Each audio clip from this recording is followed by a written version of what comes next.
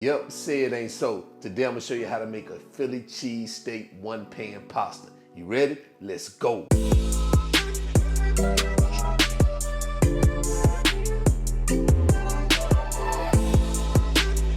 All right, so let's go ahead and get started. Let's do a quick rundown of what we have. So right here we have some ground beef. We have elbow macaroni pasta. Now you can use any type of pasta you want. You can use the bow tie pasta, the penne pasta, whatever type of pasta you want, except don't use the like linguine, spaghetti. You don't want to use that. We have some onions, some green bell peppers. Now if you want to use red bell peppers, that's fine. W sauce. I chopped up some provolone cheese here. We got some fresh garlic, cornstarch. We have our mushrooms. I'm using some steak seasoning here. Now you can season your beef with salt and pepper, that's fine. And I'm using some French onion soup mix. So these are the ingredients. Let's go ahead and get started. All right, so in good old fashioned pasta making, the first thing we're gonna do is we're gonna cook our pasta. Now right here I have some boiling water right here on the stove. I've already threw some salt in there. So make sure you throw some salt in there if you want it. I'm gonna go ahead and drop our pasta in here. Let's cook this until it's al dente. I guess that's Italian. That's probably the most Italian I know right there. All right, so while that is cooking, we're gonna move over to our cooktop and start preparing our ground beef. Okay, so now we're gonna start adding our ground beef here to our pan. And we're gonna cook this all the way through using a wooden spoon to break it down. We're gonna add our seasoning, our steak seasoning also to get that meat seasoned up.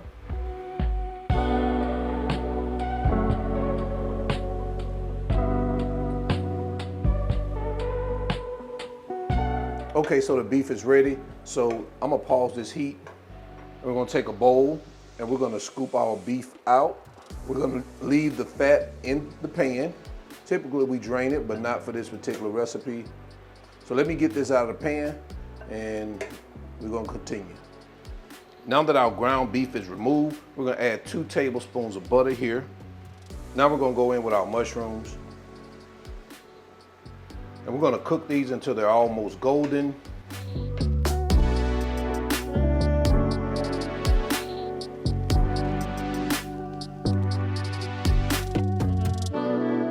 All right, so it looks like our mushrooms are where we want them to be. So now we're gonna add our green peppers and our onions. And we're gonna cook this, get it mixed in for an additional, maybe about 3 to 4 minutes.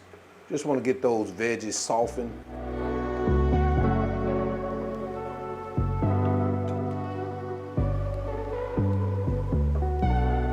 And about 1 minute into cooking our onions and peppers, we're gonna bring in that garlic. Add your fresh garlic. And we're gonna get that folded in, and we're gonna cook this for another maybe 2 minutes or so. When you smell that garlic fragrant, we didn't hit the finish line.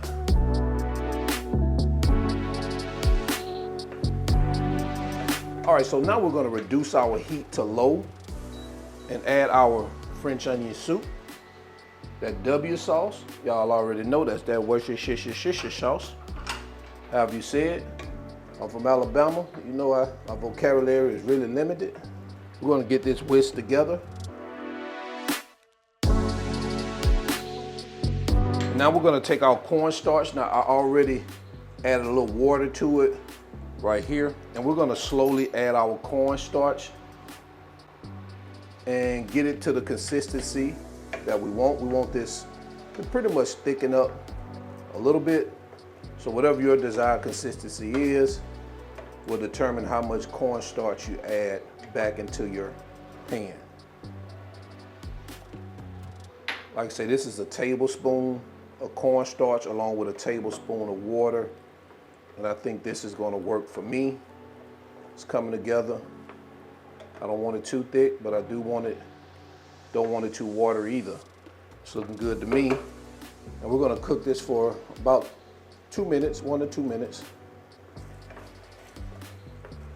We are looking good. This is coming together perfectly. So we're gonna start adding our brown beef back into our pot or pan, whichever one you're doing this in. And we're gonna get that mixed in. We're gonna do the same with our macaroni pasta. We're gonna get that folded in.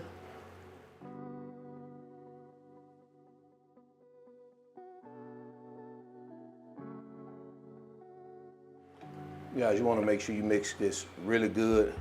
Get those flavors bouncing around. I'm trying to stop myself from dipping a fork in here and giving this a try right now. All right, last but not least, we're gonna take our chopped provolone. We're just gonna add it to the top.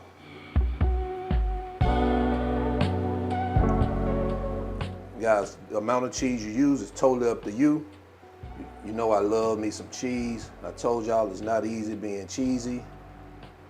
We're gonna take our top, cover it, and we're gonna let it melt. That should take a few minutes.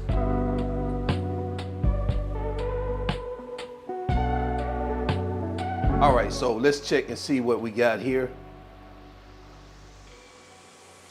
Wow, guys, take a look at that right there. Let's go ahead and get this over to the cutting board off this cooktop so we can get into our final presentation and quality control.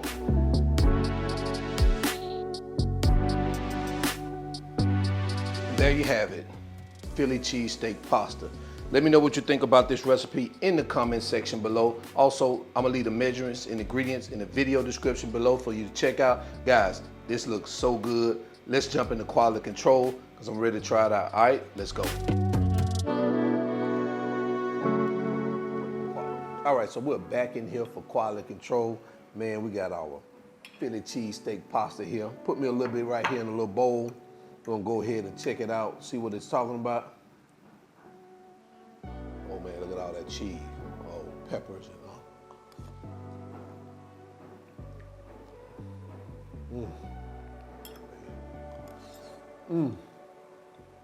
For me personally, I love a good Philly cheesesteak.